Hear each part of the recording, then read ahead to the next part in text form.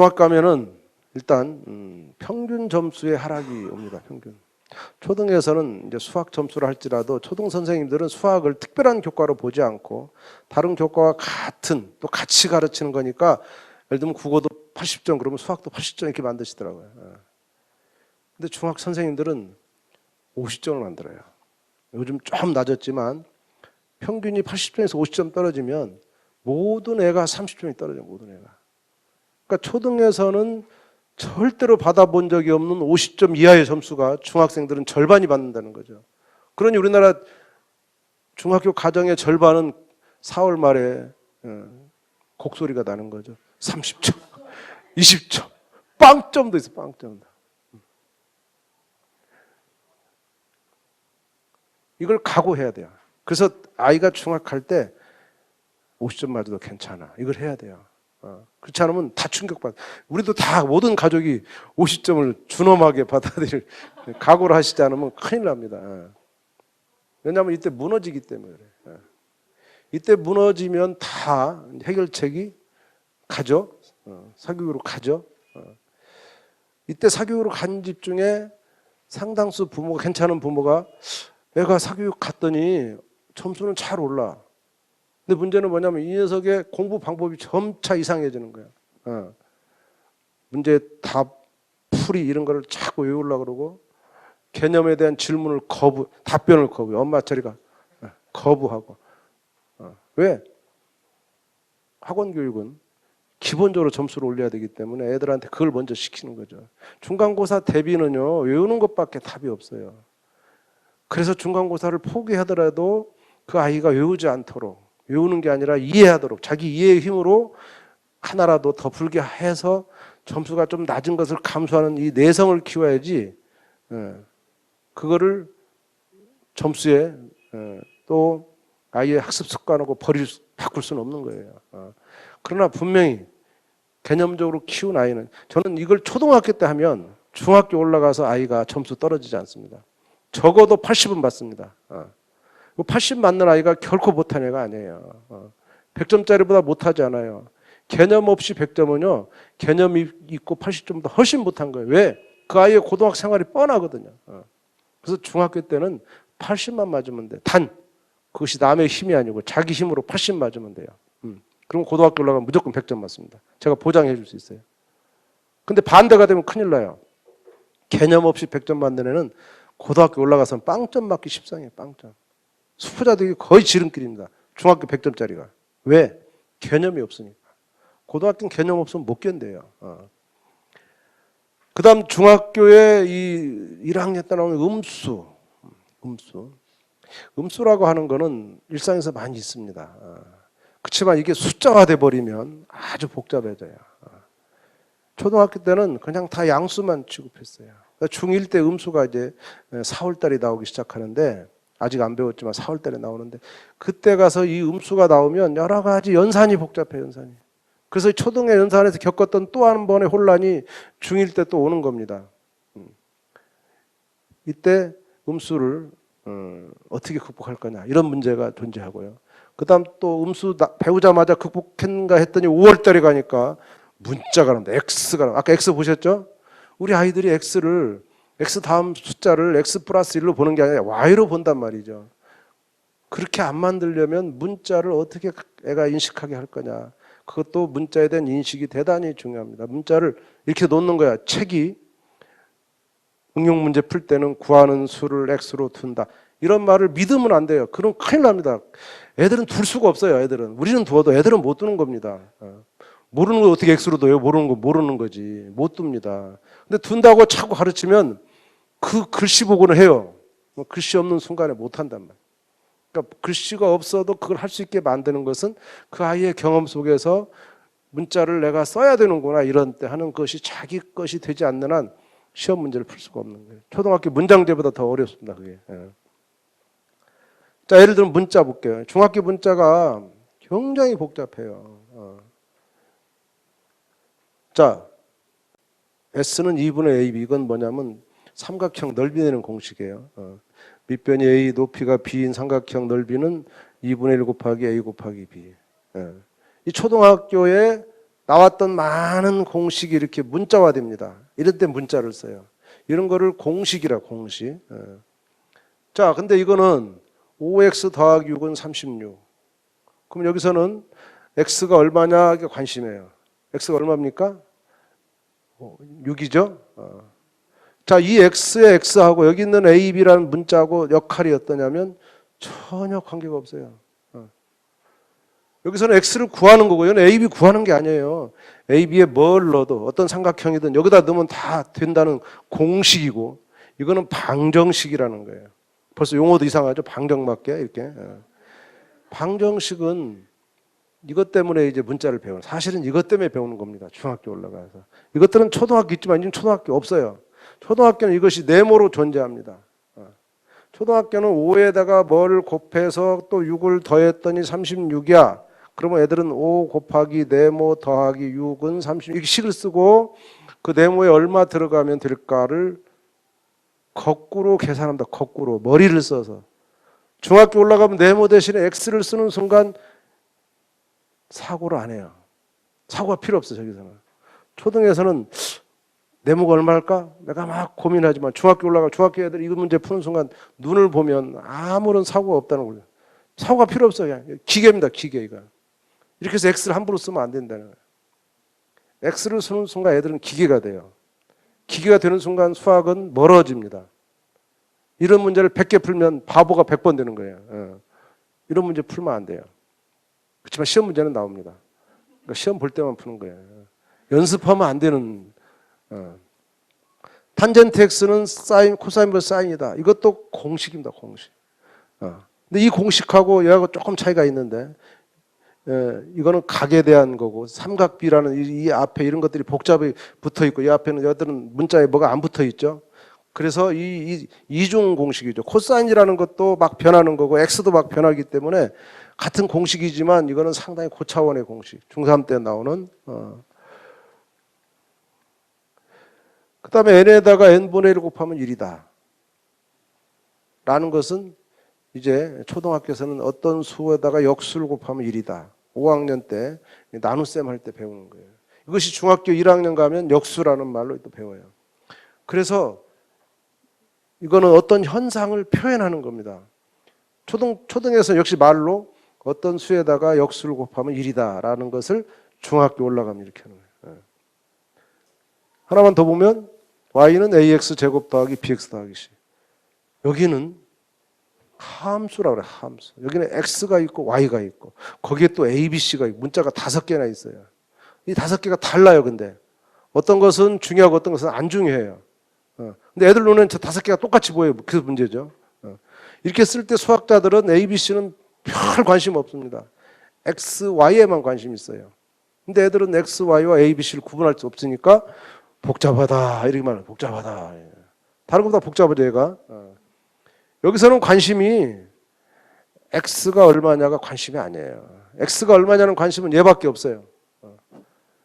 나머지는 다 나름 다른 역할을 합니다. 이거는 X가 얼마면 Y가 얼마고 X가 얼마면 Y가 얼마고 계속 변해요. 근데 문제는 중학교 올라가서 맨 처음에 배우는 이 문자가 여기 있어요. 여기서 X만 보면 항상 X값을 구해서 답을 써야 되는 강박관념이 딴 데 가면 X를 구할 필요가 없어지니까 이상해지는 거예요. 더더욱 얘는 X, Y가 막 수백 개나 수백 개. 이게 뭐냐 도대체. 왜 X가 하나가 아니지? 라는 이 차이를 구분하지 못하고 이 각 문자 역할이 다 다른데 이것을 똑같이 한 문자로 보는 순간 중학교는 끝나. 하나도 할 수 없어. 이것을 다 따로따로 정확히 구분해서 특히 이 중에 이 두 가지는 초등책에 나오는 말이거든요. 말. 삼각형은 넓이는 밑변 곱하기 높이 나누기. 어떤 수의 역수를 곱하면 1. 이런 말은 초등책에 나오는 지식이에요. 이것을 중학교에서는 단지 이렇게 문자와 수식으로 바꿨을 뿐이에요. 그러나 애들한테 주는 것은 중학생에게 이런 것이 애들한테 주는 것은 어렵죠. 문자가 써 있으니까. 그래서 이 문자는 특별히 취급해야 돼요. 이 두 가지 초등에서 다루는 문자와 중학교만 나오는 이 세 가지는 달라요. 이 부분 뒤에서 좀 다룰 겁니다. 자, 초등에서는 우리 교과서가 문자를 새로 바뀐 올해부터 쓰는 교과서에는 초등에서 문자가 완전히 사라졌어요. 근데 지금 5, 6학년, 3, 4학년 아직 안 바뀌었어 교과서가. 걔들은 문자가 있어요. 어떤 문자가 있냐? 규칙을 파악해서 그것을 식으로 나타내는 Y는 K 곱하기 X와 Y는 X 더하기 K 이 두 개의 식이 있어요. 이 식을 이제 내년 앞으로 2, 3년 후에는 중학교로 다 올라가지만 왜 자꾸 초등학교 그 쉬운 복잡한 식이 아닌데도 불구하고 왜 중학교로 올리냐면 문자와 식을 너무 조기 사용하면 조기 교육이에요. 사고력이 저하된다. 문자는 기계라고 제가 표현해요. 문자를 쓰는 순간 사람이 기계화됩니다. 그래서 문자를 보고 사고를 하지 않아요. 그러니까 그 문자를 많이 보고 빨리 볼수록 문자에 빨리 노출될수록 애 사고가 기계화되기 때문에 그럼 지금 이 장면에서 다시 보면은 5, 6학년 때 중학교가 걱정돼서 중학교 학원 딱 가면 바로 X가 나온단 말이죠. 근데 그때부터 뭐가 되냐면 사고력이 저하되기 시작해요. 이게 문제라는 거예요. 그래서 5, 6학년이 완벽하게 갖춰지면 그나마 사고력 저하가 좀 덜 되지만 5, 6학년 하나도 없는 애가 중학교와 병행해버리면 사고력은 끝났다. 오히려 초등수학이 이 창의력과 사고력 향상에 도움이 된다. 이거 제가 한 말이 아닙니다.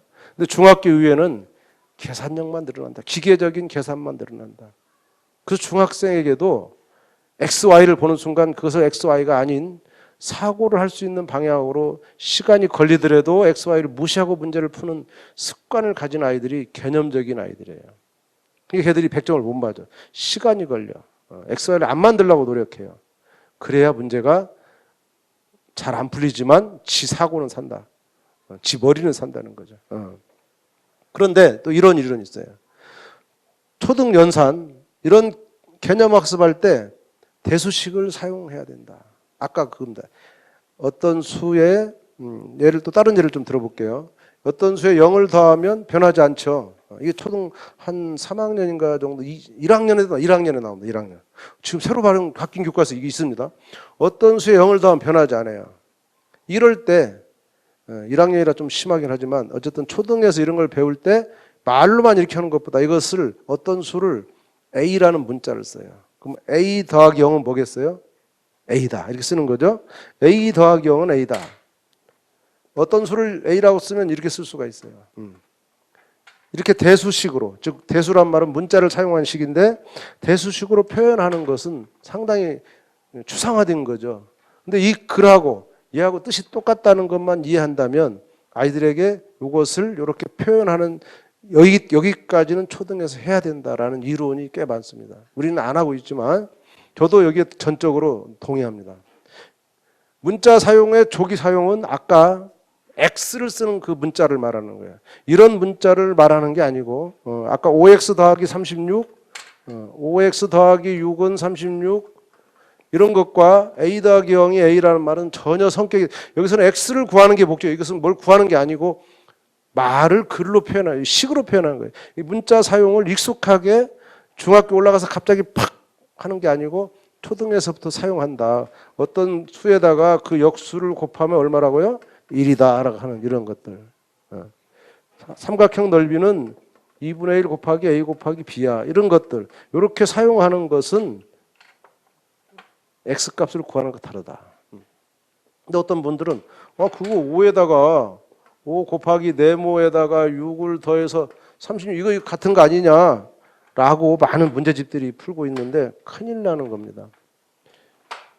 여기서 네모는 아이들이 저기다 뭘 넣을까를 고민해요. 근데 저 위에 X는 고민하지 않아요. 똑같은 문제인데 위에 이런 식은 왜 이렇게 만들었냐면 6을 넘겨서 빼고 5로 나누어서 계산하려고 한 거예요. 여기서는 애들이 절대로 넘기지 않아요. 저세로 보는 거야. 네모에다 1 넣어볼까? 1 넣으면 돼요, 안 돼요? 36 안 나오죠? 또 2 넣어볼까? 안 나오죠?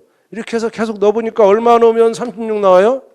6을 넣으면 나오는구나. 그래서 6이다. 이렇게 찾는 사고, 시행착오를 겪는 사고가 밑에 문제라면 위에는 시행착오를 안 해요. 근데 우리나라 어떤 문제집에는 3학년 책에 요 문제마저도 이렇게 써놓고 이렇게 풀어요. 초3책입니다. 그거는 중1도 어려운 사고예요. 그래서 너무나 만연되게 이렇게 X를 막 쓰고 있다는 거예요. 그렇지만 저는 대수식 중에 이런 문자를 쓰는 것 중에 초등학교에서 말로 설명하는 것, 또 이런 것도 있죠. 두수 덧셈에서는 더하는 순서를 바꿔도 합은 변하지 않죠? 그럼 이걸 문자로 사용하면 어떻게 되겠어요? A 더하기 B는 B 더하기 A. 이 정도는 할 수 있다 이 말이야. 근데 이거를 일반화하지 않으면 초등에서는 어떻게 하냐면 2 더하기 3 해봐. 얼마냐? 5다. 3 더하기는 얼마야? 5야. 이런 한두 가지의 귀납적인 예로 끝낼 수밖에 없어요. 그것을 일반화하려면 A, B라는 문자를 써야 돼요. 그래서 항상 되는구나 라는 의식을 아이들이 가지고 있게 만드는 거죠. 그런 뜻에서 저는 문자 사용을 함부로 해서는 안 되지만 이렇게 사용하는 것은 괜찮다라는 얘기를 드리는 거고요. 자, 여기까지 조금 이제 서론격으로, 서론이 아니고 상당히 많은 부분 왔지만 이제 이미 다 제가 드릴 말씀은 됐지만 정리하는 의미에서 수학에서 개념이라는 것이 얼마나 중요하냐의 그 마지막 본론적인 얘기를 좀 드릴 겁니다. 정말 개념이 중요하다. 요 말을 제가 제 입에서 30년 동안 해왔지만 중요한 거는 제가 저것이 뭔지를 모르고 떠들었다는 거죠. 제가 저거를 본격적으로 고민한 거는 우리 단체에 와서 이렇게 시민들, 특히 어린 아이를 둔, 어린 자녀를 둔 그 아이들의 고민, 아이들의 학습에 대한 고민을 비로소 30년 만에 처음 하고, 개념이 뭘까? 우리 아이들한테 개념이 뭘까? 이거에 대한 고민을 처음 시작한 거예요. 그 답을 못 찾다가 3년 전에 찾았어요. 3년 전에. 3년 전에 딱 한 권의 책에서 이 얘기를 써놨어요. 개념이라고 하는 거는 적당히 공부하는 것이 아니고 충분히 이해해야 된다. 그리고 나서 문제를 풀어야 된다. 이 말은 수학이 문제 푸는 게 아니라는 것을 설명하고 있어요. 개념 없이 문제 풀지 말라 이런 얘기예요.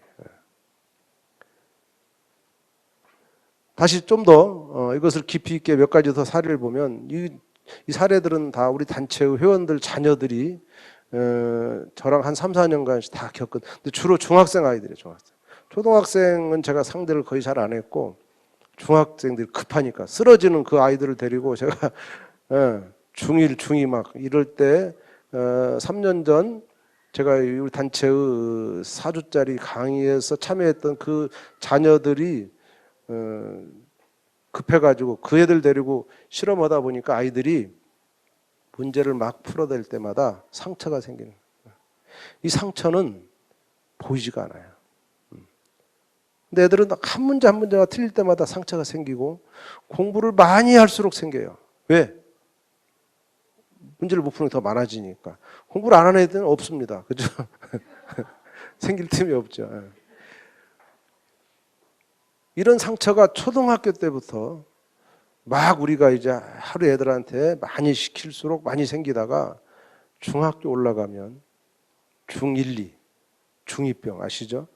사춘기를 지나고 이게 초등학교 때 내적으로 속으로 부정적인 인식을 계속 키우고 있다가 세상을 좀 알게 되고 부모님하고 힘으로 좀 해볼 수 있을 때 확 터지는 거예요. 근데 그때까지 그 아이가 한 번도 수학 문제를 틀려본 적도 없고 학교 시험에서 혼자는 어려운 문제를 풀다가 상처가 생겼지만 학교 시험은 그렇게 어렵지 않잖아요. 100점을 계속 맞았는데 중학교 한 1, 2학년쯤 가니까 계속 수학 문제가 쌓이고 문제집이 갈수록 많아지고 어려워지는데 자기 인생은 뭐냐라고 딱 되돌아보니까 화가 나는 거죠. 이 필요 없는 수학을 내가 왜 해? 해가지고 수학책을 던지는 이런 사건이 중2 때만이에요. 그 원인이 뭐냐? 저 초등학교 때 수학 싫었어요. 너 100점 맞았대. 그 100점이 무슨 100점이에요. 이렇게 막 대드는 현상. 이걸 극복하지 못한 애들이 다 이런 상처가 생기고, 이걸 보니까 요즘 연구로 보니까 대부분 뇌과학자들이 다 뇌과학에서 다 밝혀내고 있어요. 수학에 대한 이런 부정적인 인식을 가진 애들은 수학 문제 푸는 시험에 대한 상상만으로도 막 통증이 생기는 거예요. 아픈 거예요.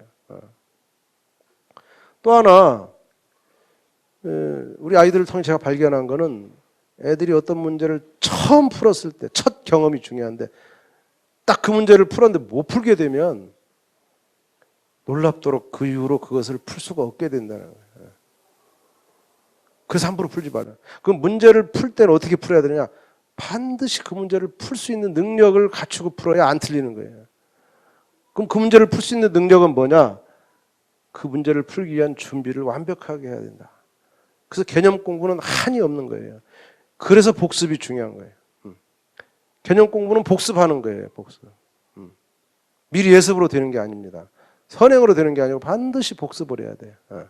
그래서 학교에서 그날 배운 것을 충분히 소화하는 것으로, 그리고 나서 그에 관한 문제를 그때 풀어야 이렇게 못 풀 가능성이 줄어드는 거고, 그렇게 돼야 상처도 줄어드는 거예요.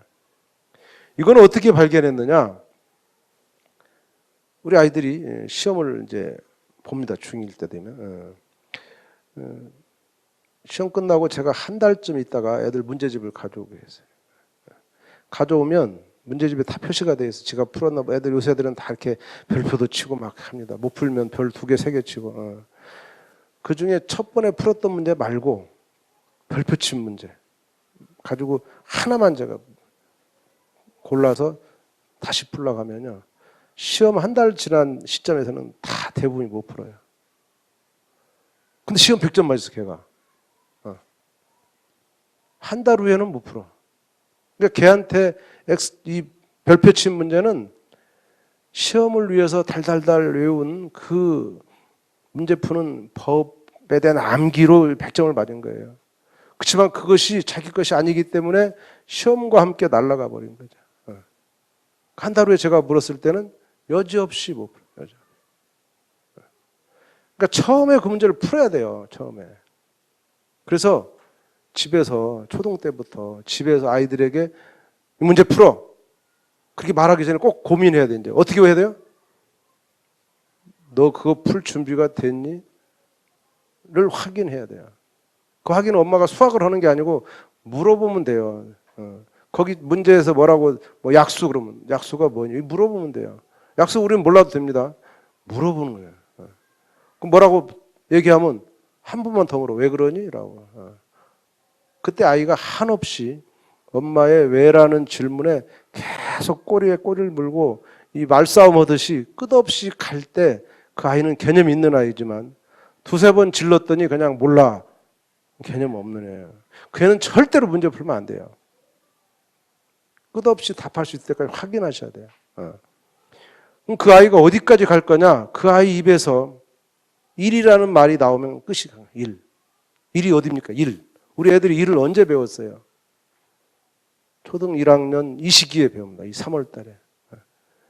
모든 수학은 1부터 시작하는 거예요. 그래서 아이가 6학년 뭐 중학교 이 수학도 내려가서 그 개념의 시작이 1이기 때문에 1로 가면 아, 얘가 끝까지 갔구나. 이걸 알 수가 있어요. 2가 어디서 왔어요? 1에다 1을 더해서 2가 온 겁니다. 1 배우면 바로 2 배워요. 그건 1에다가 1을 더해서 그러니까 1은 스스로 존재하지만 2는 스스로 존재하지 않습니다. 1 2개가 모인 거예요. 그러니까 1을 제외한 모든 거는 다 1로부터 만들어진 겁니다. 따라서 3이 뭐야? 그러면 1에다가 2 더해서. 그럼 2는 뭐야? 그러면 1에다 1 더해서. 1은 뭐야? 1은 1이야. 왜? 1은 스스로 존재하기 때문에. 신 같은 존재입니다. 예. 왜? 수학은 시작점이 존재해야 되기 때문에 최초에 존재하는 점이 1이에요. 1. 최초. 그래서 모든 초등수학은 1로부터 오는 거예요. 곱셈을 하다가도 1로 가는 거고, 나눗셈에도 1로 가는 거고, 분수를 하다가도 1로 가는 거예요.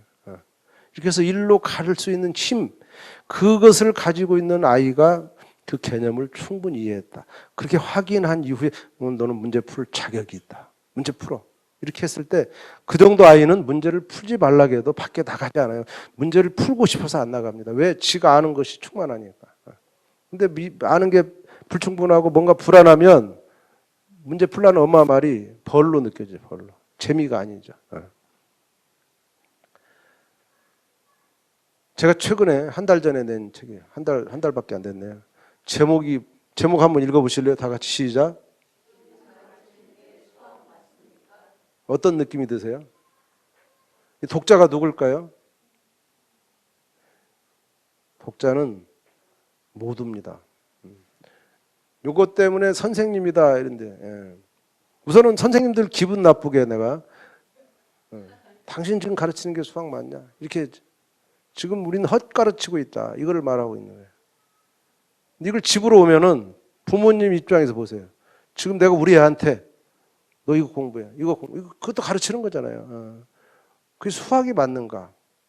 헛것을 가르치는 거 아닌가 생각하시죠. 제가 제 모든 걸 다 바쳐서 만든 책이에요. 제가 가진 모든 게 다 이 속에 들어가 있어요. 이 복잡한 개념이 뭔지, 공식이 뭔지, 이 아까 말한 모든 게 다 이 속에 들어가요. 그렇지만 어렵지 않습니다. 왜? 제가 어려운 사람이 아니니까.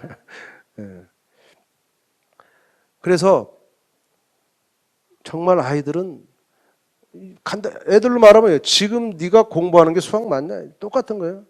지금 네가 배우는 게 수학 맞냐? 똑같은 거예요. 단지 제 입장에서 쓴 거니까. 제가 이 생각을 2004년에 했어요. 2004년에 제가 이 생각하고 학교를 떠났어요. 내가 진짜 수학을 가르쳤나? 내 정체성이 없더라고요. 그 뒤로 내가 수학을 가르쳐야 되겠다 이런 생각을 하게 된 겁니다. 그 전까지는 온통 제 머릿속에는 수학 문제밖에 없었어요. 수학 문제. 무슨 문제 나오면 빨리 풀어야 하고 막 잘 풀어야 되고 애들한테 멋있게 보여주려고 이렇게 했는데 그것이 내의 일장춘몽이지 우리 아이들 실력이 안 된다는 걸 알았어요. 어떻게 하면 이놈들이 이것을 잘 이해하게 만들까? 어떻게 가르치면 이것이 아이 것이 될까? 이 고민이 있어야 된다는 겁니다. 그래서 결국은 이 두 가지의 아이들의 학습에 대해서 계속 고민했고 요즘 더 이제 이게 아니라는 건 이제 지금 세상은 뭘 외워가지고 하는 세상이 아니라는 거 다 지금 밝혀지고 있잖아요. 이거는 기계나 하는 거지 사람이 할 일이 아니다. 사람은 개념이 있어야 되고 개념을 만들 줄 알아야 되고 개념을 응용을 할 줄 알아야 되고 그럴 능력을 키워야 되는 거예요. 그러려면 한없이 수학을 통해서 이런 능력을 키워야 된다. 뭐라는 것을 만들어내면 그거 가지고 새로운 것을 만들어내는 이 관계 연결 이것을 가장 잘 배울 수 있는 지금 21세기에 가장 필요한 능력이 수학을 통해서 가장 잘 가르쳐 줄 수 있고 잘 배울 수 있는 겁니다. 그런데 이쪽으로 빠져가면 아무것도 없어요. 거기는 오로지 결과밖에 없고 답밖에 없고 말도 안 되는 문제를 막 풀어가면서 수학 공부 잘한다고 착각하고 있는 거죠. 재미가 없어요. 이쪽은 절대로 이 공부해가지고는 수학을 좋아하는 애가 나올 수가 없어요. 근데 이쪽은 공부를 못하고 점수가 나빠도 이쪽 공부하는 애들은 수학이 좋을 수밖에 없는 거예요. 왜? 머리가 너무 탄탄해지고 막 자기도 모르게 이 지적인 그 성취감이 막 올라오거든요. 이 개념을 공부하면 그런 게 있습니다. 이거 역시 우리 단체 회원들 통해서 중학생들이 다 고백하고 있는 거예요. 선생님, 제가 수학 정말 제가 했어요. 이거 내가 했어요. 내가 막 이렇게 떠들어요. 별것도 아닌 거 해놓고 막 떠들어요. 왜? 아주 간단한 거라도 지선으로 개념을 만들어내고 연결했다는 그것이 중학교 책에 다 있는 거지만 그 책을 무시하고 이 연습 문제 또는 문제집을 풀던 데서 이 학습이 돌아서서 개념 공부를 하면서 느끼는 그러고 나면 문제집은 그 다음 저절로 가는 겁니다. 저절로. 문제집을 하지 말라고 해도 지가 사고 막 풀려고 하고 이렇게 변할 수 있는 거죠. 에슬럭이라는 사람이 사실 3년 전 제가 봤던 책에 비로소 이런 말을 썼어요. 저도 이 사람 말을 듣기 전까지는 이거 공식을 막 암기해서 문제를 막 풀면 언젠가 수학 실력이 좋아지겠지 이렇게 질문하는 거에 답을 못했어요. 지금도 많은 분들이 수학 문제는 많이 풀면 실력이 올라가 이 말을 하는 거에 대해 제가 반론을 못해. 이 사람이 3년 전에 반론을 들었어요. 그렇게 공부하면 그렇게 공식 가지고 공부하면 이후에 개념을 방해한다. 이것을 지금 우리나라 현상으로 말하면 선행학습을 하면 선행에서는 개념을 충분히 이해시킬 수가 없어요. 일단 왜 안 되냐면 이해할 나이가 아니기 때문에 초등학생에게 문자를 가르치는 것이 이해 불가능한 중학생도 어려운 그 문자가 초등학교 5, 6학년이 할 수 없는 거예요. 그 선행을 했다. 그럼 걔가 이해를 못했기 때문에 자동적으로 문자를 다루는 방법을 배우게 돼요. 절차를 배우게 된다. 아까 3회에서 2회 빼면 A다. 뭐 어떻게 분배 법칙 쓰면 된다. 이렇게 법칙을 쓰게 돼 있어요. 그런 법칙이나 공식을 써버리면 그 순간은 풀 수 있지만 이제 애가 중학교 올라가 선생님이 정식으로 문자를 가르칠 때, 야, 3A에서 2A 빼면 A를 한다. 왜냐하면 분배 법칙이 아니고 그것은 이걸 한다 할 때 애가 그 말 문제만 봐도 애는 알잖아요, 답을. 그 순간에 저거 공부할 필요 없어. 나 저거 아는 거야. 지루해요, 선생님.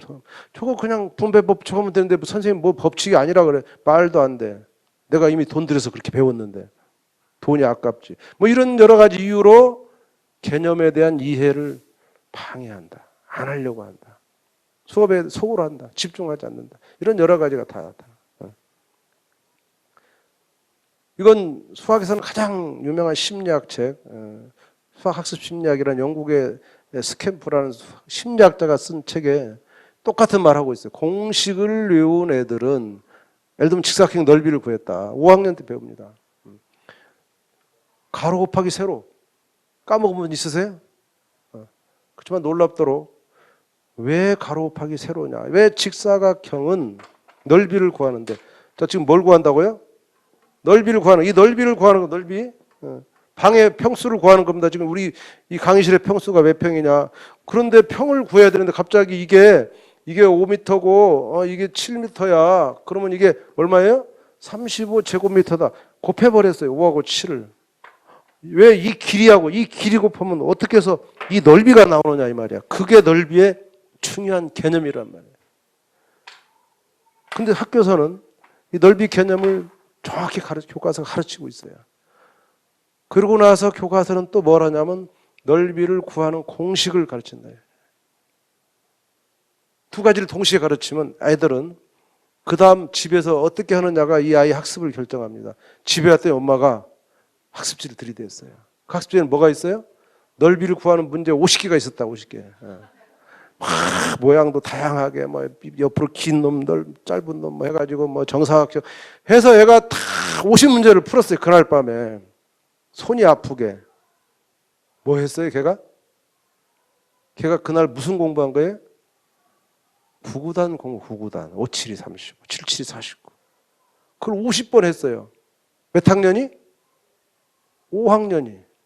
집에 와서 몇 학년 공부했다고요? 2학년 공부를 밤새 한 거예요. 넓이를 구하는 건 2학년이 할 짓이지 5학년이 하는 게 아니에요. 5학년은 왜 얘하고 얘를 곱하면 딱 넓이가 나오냐, 막 길이가 갑자기 왜 넓이로 바뀌었냐, 이것을 이해하는 것이 5학년인데 그걸 분명히 교과서가 이해시켰는데 지금 우리 성인들에게, 여러분들에게 지금 이게 없어요. 그 말은 여러분도 5학년 때 이 교육을 받고 수많은 넓이 문제를 풀었다는 증거예요. 그래서 넓이 개념이 사라진 거예요. 이렇게 넓이 문제를 푸는 게 문제가 아니고 그 문제를 푸는 것으로 인해서 내 집중력이 개념에서 이 문제로 가버린다는 거예요. 도태되는 개념이 도태돼. 안 써버린다. 넓이를 볼 때마다 자꾸 넓이 개념이 있는 애는 저게 5, 7이 35가 아니고 저게 왜 저렇게 곱해야 되는 것을 계속 생각하. 이걸 언제까지 하냐? 고3까지 해야 돼요. 이게 5학년이. 5년 후에 6년에 나타날 적분할 때 이 개념이 살아있어야 돼. 적분에서는 넓이를 구하는데 곱하지 않습니다. 이 곱하는 기술은 5학년은 끝이야. 적분에서는 저 넓이 개념 없어요. 그렇죠? 그럼 어떡합니까?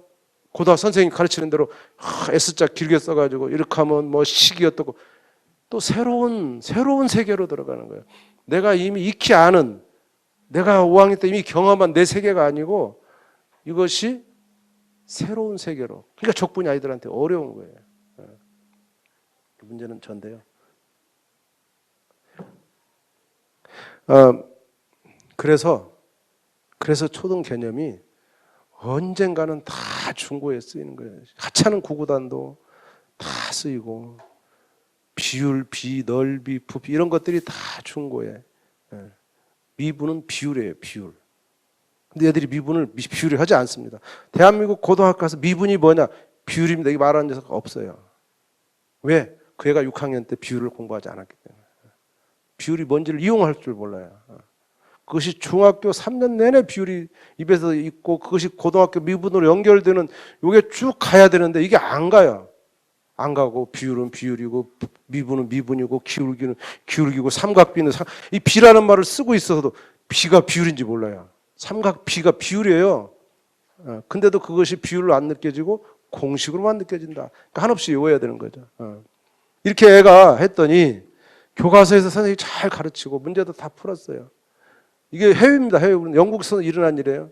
영국에서 똑같아요. 영국 애들도 똑같아요. 이렇게 가르치면 그렇게 해서 결국 교사가 마지막 끝에 물었어. 수업 끝에. 너 오늘 곱하는 게 문제가 아니고 왜 그런지가 중요하고 물었어요. 이럴 때 이 아이가 넓이 문제를 지금 잔뜩 풀었는데 수업 시간에도 익힘책도 있고 교과서도 있고 한 10몇 문제 있어요. 풀었는데 묻는 거야. 그럼 이 아이는 지금 넓이 개념이 없단 말이에요. 지금. 그럴 때 이 아이는 짜증이 나요. 뭐가 짜증 나겠어요? 자기가 넓이 개념을 모른다는, 선생님이 이 질문하는 것은 자기 약점을 지금 질문하는데 그것이 지가 답변을 못하는 것의 짜증과 하필 우리 선생님은 내 그 모르는 예리 그 부분을 예리하게 또 물어본다는 그 선생님에 대한 짜증이 섞여서 화가 나는 거죠. 그렇게 되면 반항심이 생겨서 영국 책에 나오면 우리나라 애들 아닌지 몰라도 영국 애들도 이렇게 반항한대요. 문제만 풀 줄 알면 되지 뭐 자꾸 왜 귀찮게 물어. 우리 집에서 많이 듣는 소리죠. 나 다 풀 줄 알아 엄마. 테스트 하지 마 이렇게. 넓이 개념이 없는 애들이 하는 말. 그러니까 이 애가 이 절차적으로 이걸 안 했으면 넓이가 뭔지를 고민할 건데 절차적으로 이걸 다 연습하면 그 다음부터 넓이가 뭔지를 고민할 필요가 없다. 왜? 구할 줄 아니까. 그렇게 선행이 어설피 되면 이렇게 된다는 거죠. 제가 작년 봄에 뇌과학 강의를 우리 단체에서 듣고 그날부터 계속 뇌를 공부했어요. 그랬더니 뇌가 많더라고요. 테레비도. 테레비 가지고 보면은 EBS 이 디지털 육아. 이때도 디지털에 노출된 아이들 뇌를 사진을 찍은 겁니다. 상태가 어때요? 지금 뇌 상태가 좋아요, 나빠요? 잘 모르시죠. 이것만 가지고 비교가 있어야지. 비교. 이게 정상적인 아이의 뇌. 자, 비교가 됩니까? 어떤 차이가 있죠? 하나 더 볼까요? JTBC 뉴스에도 나왔어요. 스마트폰 두뇌 발달 악영향. 이게 정상적인 아이의 뇌회로입니다. 근데 이 애들이 스마트폰에 많이 노출된 애는 뇌가 이렇게 변해요. 차이가 있죠. 차이. 회로의 차이. 어떤 차이예요? 회로가 많이 지워져요. 지워져. 스마트폰. 왜 동영상이나 스마트폰은 왜 지워질까요? 지금 스마트폰이 교육에 잘못 쓰이면 이렇게 되는 거예요. 스마트 교실 저는 부정합니다. 스마트 교실은 하면 안 되는 거예요. 함부로 하면 안 되는 거예요. 뇌가 이렇게 변하니까. 뭐 빨리빨리 찾는 게 중요하지 않아요. 그건 스마트 그거 하는지 사람이 할 일이 아니에요. 기계가 하는 일을 왜 교실 써서 해요? 교실은 뇌를 더 좋게 활성화되게 만들어야 되는 것이지 스마트폰을 이용해서 사람을 기계로 만들면 안 되는 거예요. 그런 의미에서 제가 이 스마트 교육을 반대하는데 수학으로 다시 가면 똑같아요. 수학이. 수학에서도 이런 게 똑같은 현상이 벌어지고 있어요. 자, 3학년 때 분수를 배웠어요. 분수를 배우면 이 분수의 핵심인 분수의 뜻이라는 게 있어요. 이 가장 중요한 겁니다. 이것을 저는 1차적인 개념이다. 가장 중요하다 그 말이에요. 그런데 교과서는 초등 교과서는 이 분수라는 뜻을 왼쪽 페이지에 가르치고 오른쪽 한 페이지 더 가르치는데 한 시간에 그래서 절반씩 두지만 개념을 왼쪽에 가르치고 오른쪽에서는 연습을 시켜요. 그 연습은 뭐냐면 많은 분수를 좀 쉽게 하는 방법, 공식, 성질 막 이런 걸 가르칩니다. 저는 그거를 아주 우습게 지금 조그맣게 동그라미 이름도 안 써놨어요. 그런 것들은 필요 없다 그 말이죠. 그보다 중요한 거는 오른쪽에 있는 분수의 개념으로부터 그것들이 어떻게 만들어졌는가 이 과정을 유도할 줄 아는 그것이 개념 공부라. 이건 몰라도 돼요. 그건 만들 줄만 알면 돼. 그러니까 그 결론은 공식이라는 것은 저절로 하도 써서 외워질지 몰라. 구구단처럼 외워지는 순간에 외울 수는 있어도 그걸 외우려고 애쓰는 것보다 구구단을 만들려고 했으면 저절로 외워지는 거다. 이게 한 시간의 수업에서 아이가 이것을 가지고 있어야 돼요. 근데 놀라운 사실은 제가 요즘 만나는 수학 교사들도 자기도 초등학교나 중학교 심지어는 고등학교에서도 한 시간의 수업에서 이렇게 개념과 중요한 개념과 그 주변에 이런 연결망을 자기도 생각해 본 적이 없다. 저도 마찬가지. 왜? 우리 입시가 너무 어려운 문제 푸는데 매진돼 있어서 그 문제 풀다가 저런 개념 필요 없어요. 문제만 잘 풀면 돼요. 그러면 좋은 대학 가고 그런 시절이었기 때문에 수학이 어떤 구조로 가졌나 이런 거. 그치만 이제는 아니잖아요. 이제는 그럴 필요가 없고 개념을 정확히 아는 것이 그런 어려운 문제 푸는데 훨씬 강해집니다. 자, 그 다음 시간에 이제 분수의 비교를 배웁니다. 분수가 있으면 분수를 두 개를 비교시켜요. 그럴 때 어떤 게 더 크냐. 비교의 개념이 있어요. 그 다음에 또 비교하는 방법이 있어요. 공식이 있어요. 그러면 학교 와서 이것을 복습하면 아, 비교는 이런 거구나. 비교는 이렇게 하는구나. 하지만 그 방법보다 중요한 거는 비교라는 것 때문에. 근데 중요한 건 뭐냐? 이것을 끝나면 안 되고 어제 배웠던 분수라는 개념과 오늘의 그 분수의 비교를 연결해야 돼. 이 연결하는 것이 우리 교과서에 없어요. 개념의 연결성이라는 것이 우리 교과서 약점이에요. 이 연결은 불행하게도 지금은 아이들 몫으로 교과서에 약간의 줄은 그어놨지만 이렇게 명확하게 긋지 않았어요. 그래서 우리 아이들이 이 공부를 하지 않아요. 근데 이 공부를 안 해도 왜 문제가 안 되냐? 이걸 묻는 시험 문제가 없어요, 우리나라에. 그러니까 안 틀려. 100점 맞는데 지장 없어요, 이거 몰라도. 여하튼. 자, 그 다음에 또 조금 갔더니 분수를 더하고 빼고 합니다. 더하고 빼는 원리가 있어요, 원리가. 개념이 있어요. 그리고 또 더하고 빼는 것을 쉽게 하는 방법이 있어요. 교과서에 보면은 두 수를 더할 때, 예를 들면 4분의 2와 4분의 3 또는 뭐 7분의 2 할까요? 7분의 2와 7분의 3을 더할 때 어떻게 더해요? 더하면 얼마예요? 7분의 5다. 이것을 교과서가 아주 개념적으로 잘 설명하고 있어요. 개념적으로. 개념적이란 말은 이게 분수기 때문에 분수의 원리를 따라 설명하고 있어요. 그런데 그렇게 했다가는 날이 새요. 그러니까 빨리 하는 법을 또 오른쪽 페이지 또 가르친다고. 아, 봐. 분모가 똑같지? 어떻게 하면 된다고? 분자끼리 더하면 돼. 이 학습이 오른쪽에 또 돼요. 이렇게 공식과 원리가 동시에 학습이 돼요. 근데 문제는 이 마지막 정리, 교과서 마지막에 항상 정리하게 돼 있어요. 자, 오늘 배운 거를 정리해라. 여기에다가 애들이 쓰는 말은 결국 선생님이 이제 가르치는 건데 교사용 지도서에 보면 그대로 초등 선생님들은 교사용 지도서를 100% 믿고 가르쳐야 돼요. 왜냐하면 전공이 아니니까. 교사용 지도서에 이렇게 나왔어요. 분모가 똑같을 때는 분자끼리 더하면 돼. 가로 열고 분모 건드리면 안 돼. 뭐 이런 말은 안 써있지만 제가 느낌이 분모가 똑같으면 분자끼리 더하는 거다. 이 공식이에요. 그렇게 하면 덧셈이 빨리 돼요. 그런데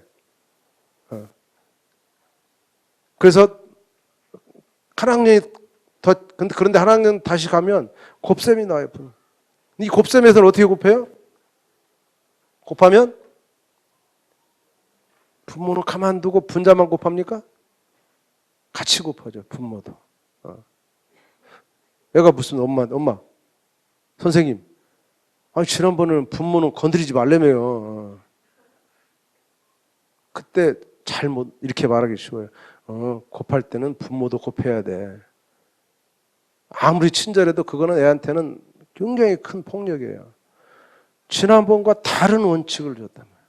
그럴 때 명백한 이유가 있어야 되는데 아무리 어린 애들이라도 지난번엔 분모는 건드리지 말라고 그렇게 강조하다가 오늘은 건드리라 그랬어요. 그러면 애한테는 언제는 건드리고 언제는 안 건드리냐. 이것이 그다음부터 이제 혼란이 되기 시작해요.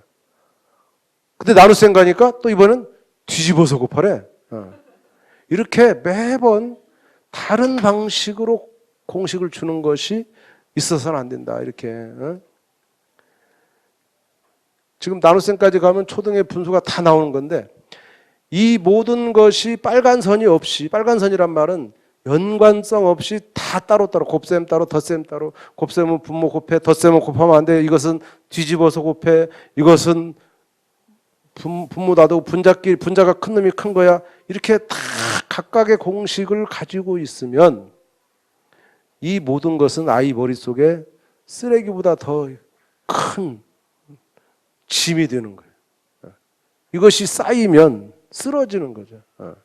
이것을 빨리빨리 압축시켜서 다 묶어가지고 하나로 만들어야 돼. 하나로. 그게 뭐냐? 일관성이에요.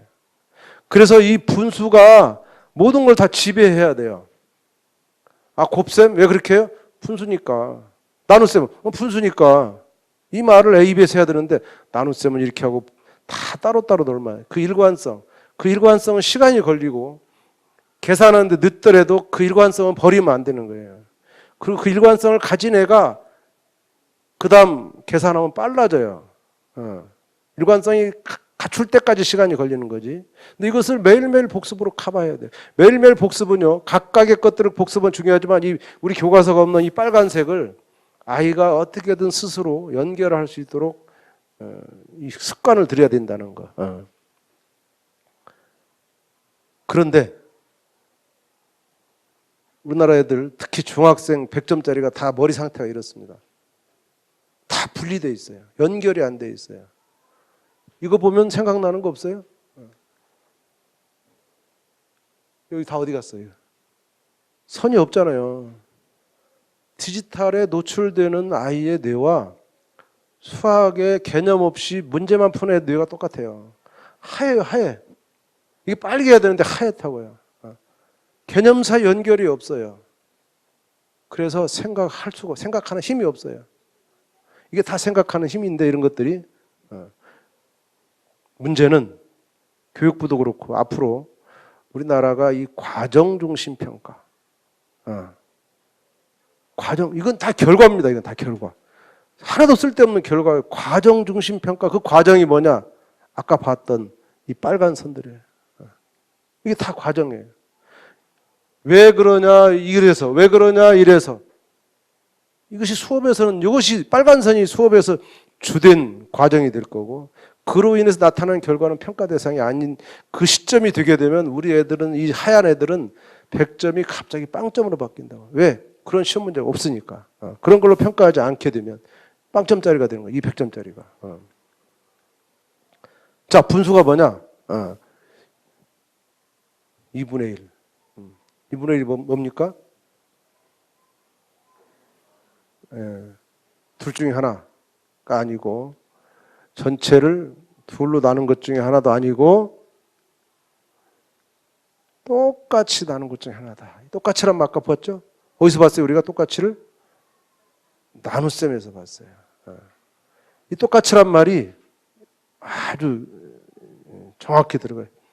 분수는 똑같이 나눌 때만 쓰는 거다라는 이 사실이 고등학교까지 가야 돼요. 그래야 확률 문제를 풀 수가 있어요. 제가 확률 문제까지 좀 보여드릴게요. 자, 나눗셈 보세요. 나눗셈 어떻습니까? 이 8나누기예요. 어떻게 한다고? 봉지 두 개에 똑같이 나눈다. 이게 갑자기 선이 바뀌었네요. 똑같이. 두 개씩이란 말이 뭐예요? 똑같이란 말이죠. 이렇게 나누든 저렇게 두 가지 나눗셈 방법이 있는데 다 나눗셈이란 말이 똑같이라는 거예요. 똑같이. 이것이 교과서에 나와 있는데, 그래서 분수도 똑같이 나누는 거고 나눗셈도 똑같이 나누는 것 말을 쓰지만 책은 분수와 나눗셈은 같다는 말을 쓰지 않아요. 근데 애는 발견했어. 엄마, 지난번 나 분수할 때도 똑같이 나눈다 그랬고 오늘 보니까 나눗셈도 똑같이 나눈다고 했으니까 분수는 나눗셈과 같은 거예요? 물은 거예요. 애가. 그 아이는 개념적인 고민을 하나 해요. 문제는 엄마가 답할 능력이 없는 거죠. 근데 그 엄마가 답 못해도 괜찮아요. 아이가 느끼면 그 느끼는 대로 그냥 가지고 있습니다. 그 아이는 분수와 나눗셈이 같다는 개념을 가지고 있는 겁니다. 이미. 그러니까 그런 질문을 하는 거죠. 그리고 엄마는 잘 모르니까 네가 책 보고 잘 정리했으면 좋겠다. 이 정도. 자, 나누기 또 나왔어요. 역시 이 삼각형 넓이를 배우는 이 중요한 순간에 또 이 나누기 2에 대해서 소홀히 하는, 이 나누기 2가 뭐라고요? 똑같이 둘로 나누는 걸. 똑같이. 뭐를? 밑변 곱하기 높이를. 그 밑변 곱하기 높이가 뭐냐? 사각형이에요. 근데 어떤 사각형이냐? 똑같이 나눠지는 사각형이에요. 그냥 사각형이 아니고 똑같이 나눠지는 사각형. 그래서 이 밑변 곱하기 높이가 그냥 사각형이 아니고 평행사변형이라는 사각형이에요. 삼각형은 아무런 사각형으로 삼각형을 만드는 것이 아니고 평행사변형을 반드시 쪼개서 만들어야 돼요. 왜? 그래야만 넓이가 똑같이 나눠지니까. 그럼 이 장면에서 정사각형도 똑같이 나눠주고 직사각형도 똑같이 나눠주고 마름모도 똑같이 나눠지는데 왜 하필 평행사변형이냐? 그것이 5학년의 가장 중요한 개념인데 5학년 책에는 불행하게도 지금 이런 고민이 써 있잖아요. 근데 5학년 아이들 중에 이것을 고민할 아이가 있어요. 그리고 그 고민은 중학교 2학년에 가서 완성이 됩니다. 6학년에 똑같은 질문을 하게 되고 거기서 똑같이 하는데 애들이 5학년 때 이 고민을 안 하는 애는 중학교 2학년 가도 그게 그 말인지를 몰라요. 이것을 기계적으로 받아들이면 안 되고 이 녀석은 사각형이 아니구나 그냥 평행사변. 평행사변형 말고 정사각형, 직사각형 말은 모두 왜 대표로 평행사변형을 썼을까에 대한 그 고민. 제가 답을 드리진 않겠지만 그런 고민이 5학년에서 곱하고 나누는 이 계산보다 100배 중요한 거다라는 거예요. 자, 중학교 하면 확률이 나왔어. 주사위 하나 던졌어. 짝수 나왔어. 확률이 얼마냐? 6분의 3이에요. 이거 애들이 안 틀립니다. 그런데 제가 애들한테 왜 6분의 3이냐 물으면요. 애들은 대번에 주사위 눈 6개잖아요. 1, 2, 3, 4, 5, 6. 그중에 짝수가 몇 개예요? 3개잖아요. 그래서 6개 중에 3개니까 6분의 3이다. 이렇게 말하면 제가 다 빵점을 줘요. 아주 쉬운 문제지만. 왜? 답이 맞았어요? 6분의 3은 6개 중에 3개일 때 쓰는 말이에요? 6분의 3은 언제 쓰는 말이에요? 오늘 우리가 공부한 대로 수학 공부 많이 했어요 오늘.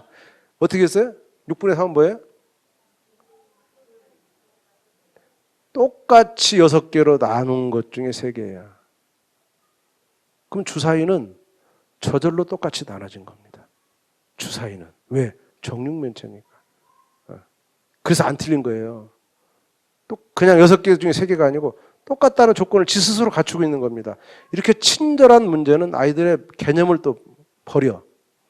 똑같지 않아야 돼요. 그래 애들이 똑같지 않으면 안 되는구나라는 그 교육이 안 되잖아요. 그래서 불친절해 애들이 너무 주사위가 친절해. 근데 문제는 애들이 자 이게 확률의 정의입니다. 핵심이에요. 애들이 여기 보세요. 뭘 보여? 뭐가 보여? 같다. 이 말이 왜 나왔을까요? 저 말이 왜 나왔냐면 이게 분수기 때문에 나와요. 확률은 분수기 때문에 나와요. 3학년 때 배운 분수를 써야 하기 때문에 분수를 쓰는 모든 것은 똑같을 때만 쓰는 거예요. 어디가 똑같냐면 분모가 똑같을 때. 6개가 똑같다 할 때. 각 경우가 모든 경우가 똑같을 때 쓰는 거예요. 이게 왜 중요하냐면 이거는 2005년 수능 문제입니다. 이 수능 문제가 주사위 2개 이게 하나 던지는 게 2개 던졌어요. 주사위 2개만 던지면 우리나라 애들은 다 무너져요. 왜 무너지냐? 똑같다는 개념이 없기 때문에. 이 문제는 아주 쉬운 문제입니다. 어려운 거 아니에요. 주사위 2개 던지면 하나 더 나온 거예요. 이 문제의 정답률이 10%밖에 안 돼요. 90%가 무너져요. 물론 이게 오지선다라서 30%지만 그래서 저는 20 빼고 10이라 하는 거예요. 20은 찍어서도 맞을 수 있으니까. 서로 다른 수 또는 어떤 조건이 주어졌을 때 주사위가 2개 던지면 똑같다는 개념이 사라지기 시작해요. 2개에다가 초점 맞. 죽어도 분수를 쓸 때는 똑같아야 된다. 이 말은 필요 없고 이것은 필요 없고 요 식만 남아 있는 거예요. 분수만. 그래서 개수만 막 개수에 집중. 그 개수가 똑같아야 된다는 말은 집중하지 않아요.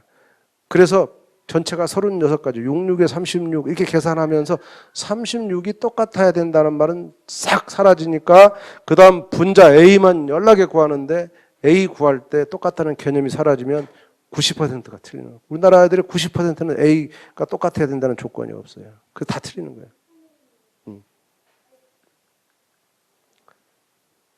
자, 중3으로 가볼게요. 연산 개념도 왜 초등에서 중요하냐면 중학교 올라가도 연산이 여전히 초등 연산을 기반으로 하고 있기 때문에 이 중3 책에 루트 1 하나의 문자로 생각하면 그래서 이 루트 1을 문자로 생각해서 무슨 법칙 결합 분배 법칙 썼어요. 아까 분배 법칙 이렇게 얘를 문자로 생각해서 괄호 쳤어요. 아까 괄호 친 거 봤죠? 곱하기 빠져서 잘못됐네요. 여하튼 제가 애들한테 왜 루트 1을 문자로 생각하니? 애들이 질문. 선생님 왜 루트 1을 숫자인데 문자로 생각해요? 애들 질문이에요, 애들이. 그 선생님 뭐라고 그렇게 하는 거야? 밖에 답이 없죠. 자, 이런 식을 또 줘요. 봐, 문자 이렇게 하잖아. 그러니까 얘도 문자 취급하면 똑같은 거야, 이렇게. 근데 얘하고 얘는 다르잖아요. 위는 문자고 밑에는 수예요. 여전히 해결할 수 없는 거예요. 그럼 문자는 왜 그렇게 하냐? 그럼 또 일이 가죠, 일이. 그럼 좋아, 이거 이제 문자라고 치자. 왜 그렇게 해? 분배 법칙. 왜 분배 법칙이야? 글쎄요. 이게 계속 반복돼요. 이것을 못 벗어나면 중학교 연산도 갔어요. 안 돼요. 연산이 애들 다 중학교도 발목 잡는데 문자 연산이 안 돼요. 문자도 여전히 초등의 개념으로 가야 된다. 어떻게 가냐? 초등으로 가볼게요.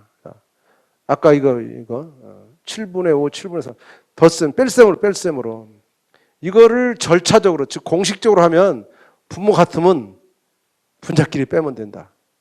이렇게 책에 써 있어요. 아니, 책에 빈칸이 좀 애들이 읽습니다. 그러나 이거는 공식이고 개념적으로 가면 이 설명이 나와야 돼. 7분의 1이라는 것은 분수기 때문에 7분의 5는 그것이 5개 있어. 이거 3개 있어.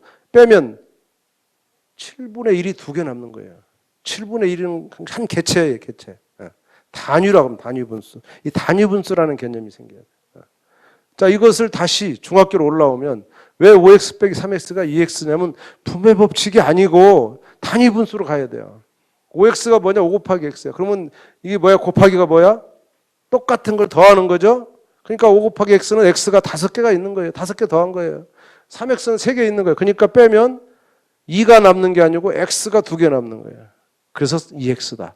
다시 무리수로 다시 오면 이것이 왜 5루트 2, 3루트가 이렇게 되냐? 분배 법칙이 아니고 역시 단위 분수 개념으로 개체로 생각해야 된다. 이것을 초등 3학년 때 그 단위 분수 개념을 갖지 않으면 계속 초등 연산에서 문제가 생기고 중3까지 영향을 줘서 고등학교 올라갈 때 지장이 생긴다. 초등 연산이 얼마나 어렵다는 걸 알아야 돼요. 훈련으로 되는 게 아니고 철저히 개념적이어야 된다는.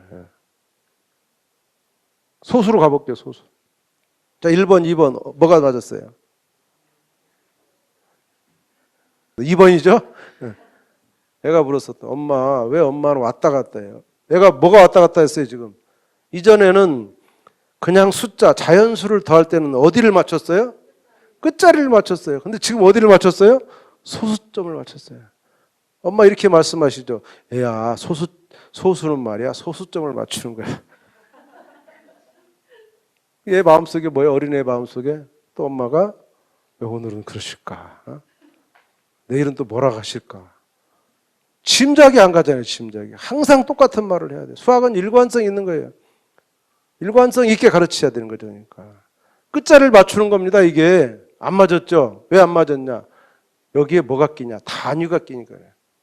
분수가 단위 있었듯이 분수가 생긴 이후부터는 단위 개념이 계속 넓이나 길이나 소수나 다 문자나 무리수에 다 끼는 겁니다.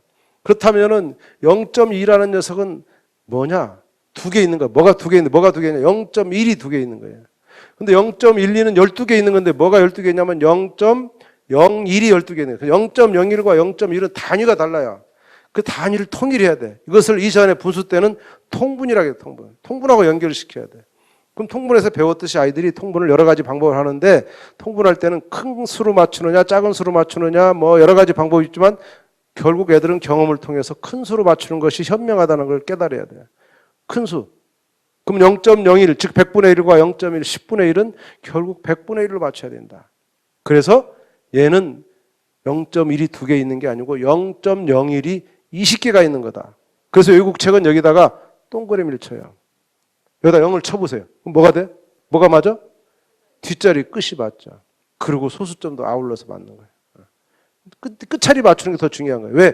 그게 먼저 나온 원칙이고 거기서 일관성을 유지하면서 이것이 소수점도 저절로 맞는 효과를 노리는 이게 연산 교육이어야 돼. 그런데 0을 치면 시간이 걸려. 그렇죠?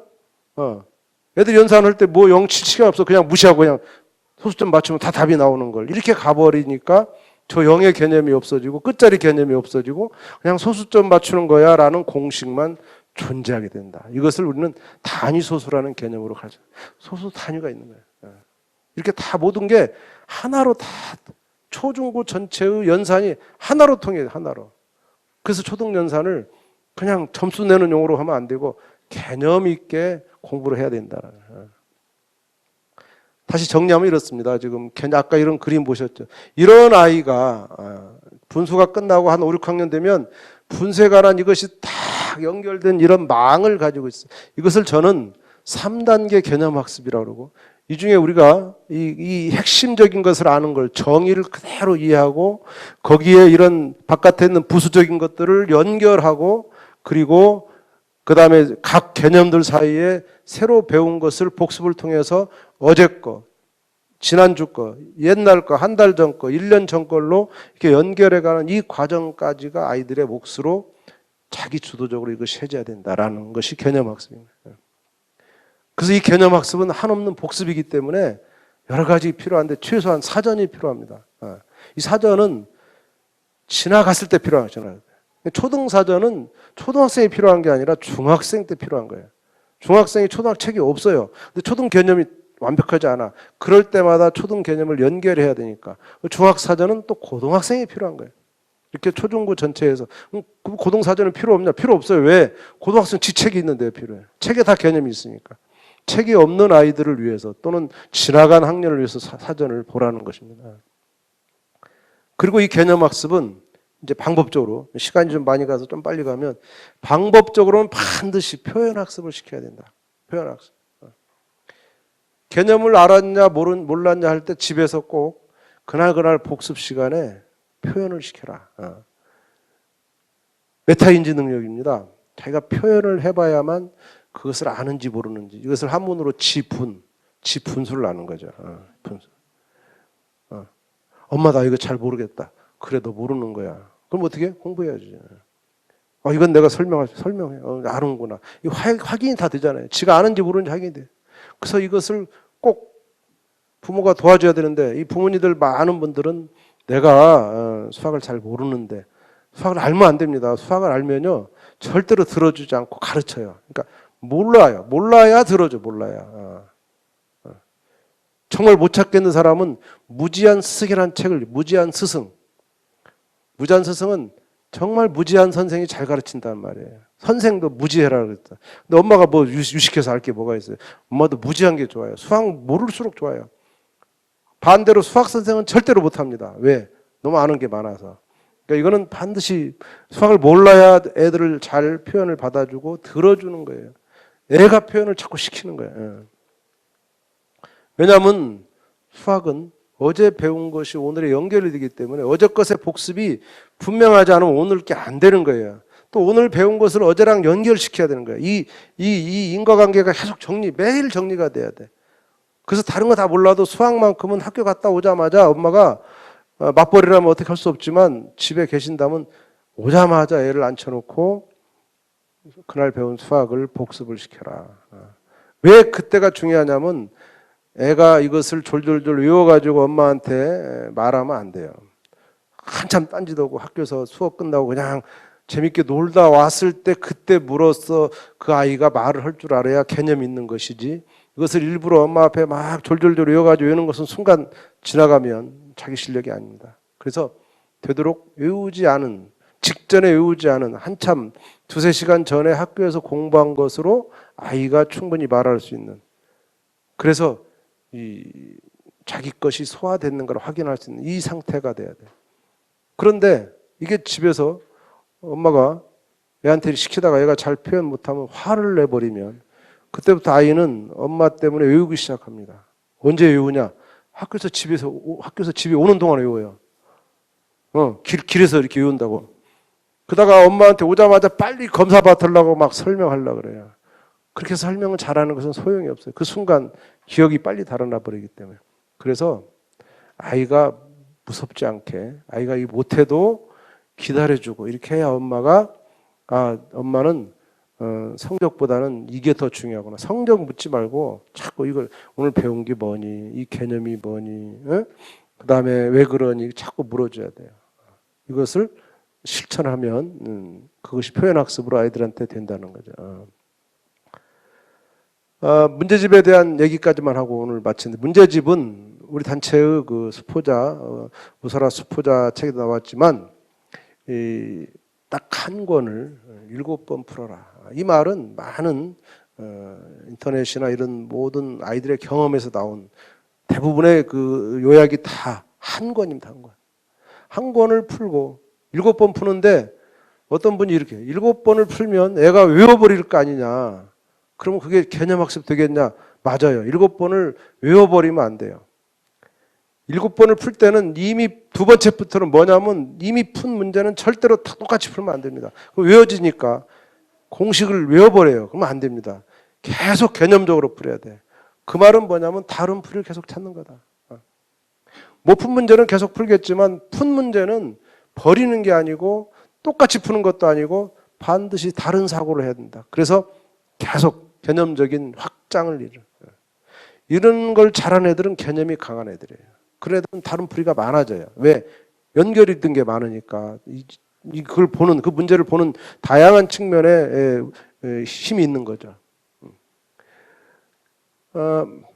마지막 장면인데요. 작년 12월 수능 발표 날 학생 하나를 중앙일보가 인터뷰했어요. 수능 만점 받았어요.